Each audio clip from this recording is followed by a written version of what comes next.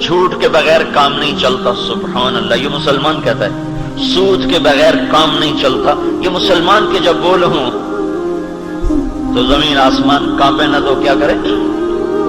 الا لعنت اللہ علی الکاذبین. اللہ نے کہا غور سے سنو، جھوٹوں پہ اللہ کی لعنت. اور یہ سب تاجر کہتے ہیں جھوٹ کے بغیر کام نہیں چلتا.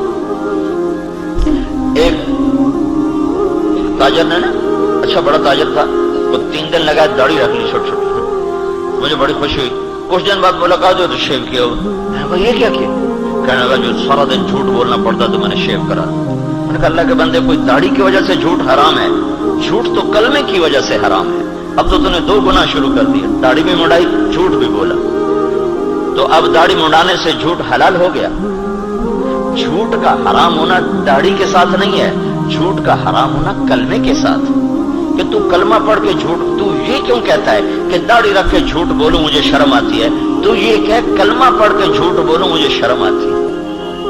کلمہ پڑھنے کے بعد جھوٹ بولنا بے حیائی ہے نا، کہ داڑھی رکھنے کے بعد. داڑھی تو سکھوں نے بھی رکھی ہوئی.